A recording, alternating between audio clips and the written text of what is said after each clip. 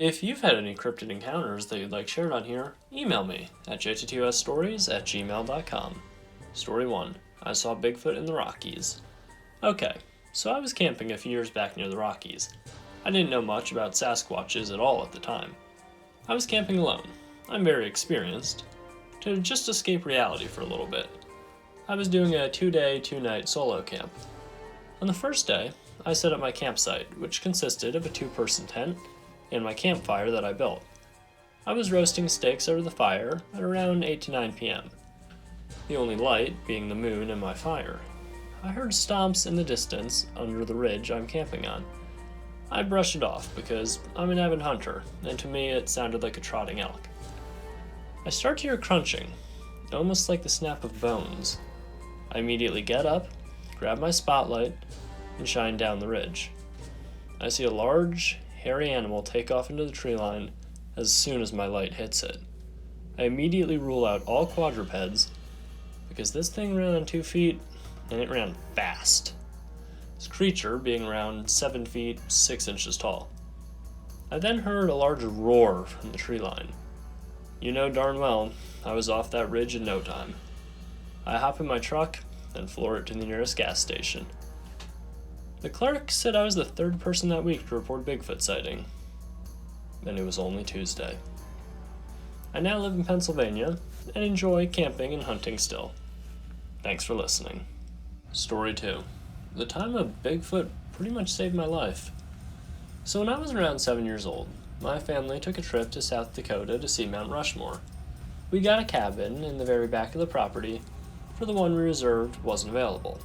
The family that had reserved the cabin before us extended their stay, so we had to take the only one that was available.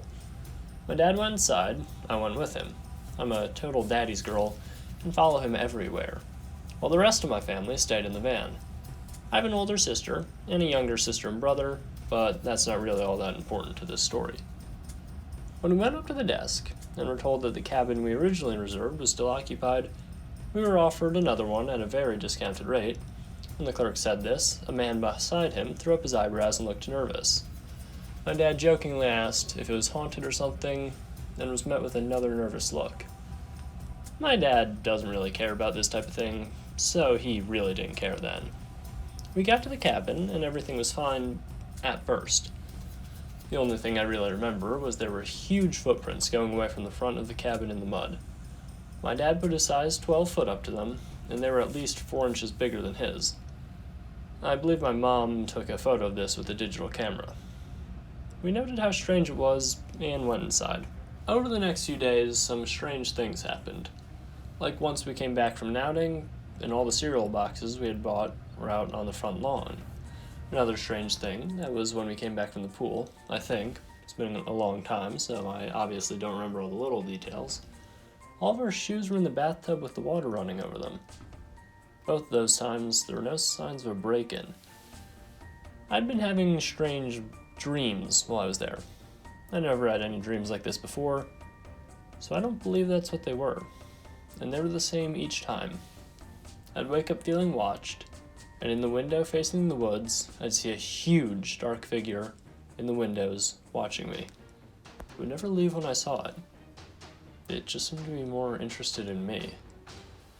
Now to the real story. Sorry for the long intro, but I feel it was important to note all of the above. I went out on my own to explore, as I'd done several times before this, and found some sprinklers set up on a hillside. I was running and playing in them for quite some time. Unbeknownst to me at the time, they were septic sprinklers. Gross, I know. When I heard a loud crack from the woods, on the other side of this hill I was playing on. It piqued my interest, since it sounded as if a tree had fallen. But I didn't see any disturbance that would point to one falling.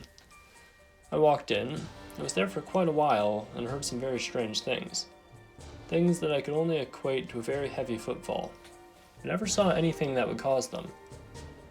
I'd been wandering around for a long time, trying to find my way back, and getting more and more frightened as I went. I saw trees rattle and shake like something was jumping from tree to tree, following me through the woods. I started to lose hope that I'd ever find my way out.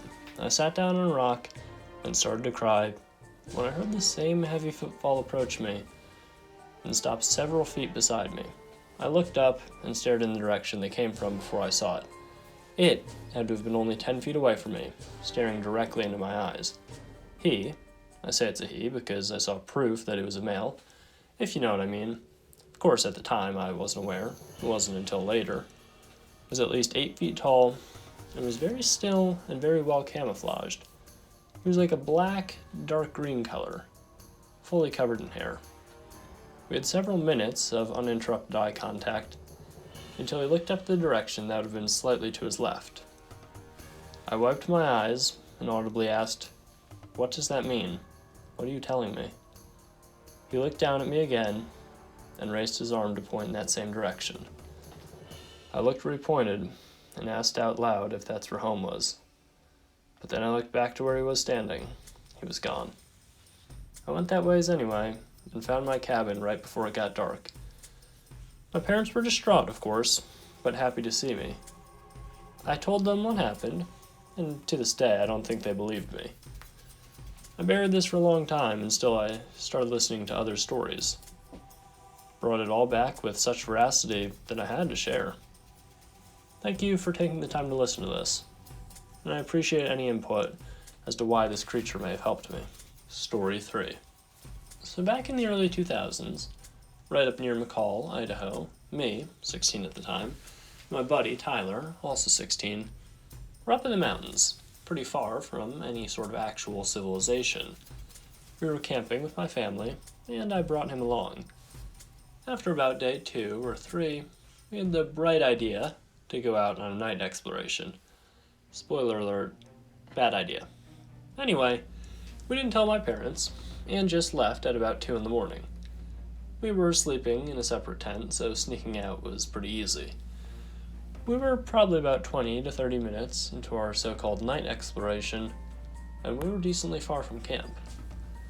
Around this time, I started to get an uneasy feeling. I told Tyler that we should probably head back because it was pretty cold, and I didn't want to admit that I was freaking out.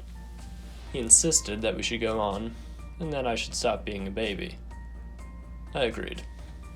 After about 10 more minutes into our night exploration, I shined my light into a little clearing of the trees. I thought I saw a tall, dark figure with very long, lanky legs, a strange-shaped body, and no arms. I wasn't too sure what it was, and told Tyler we should go a little closer. We did, and found a large, 12-ish foot tall thing staring right at us both from about 20 feet away. When I tell I have never run faster in my life, I mean it.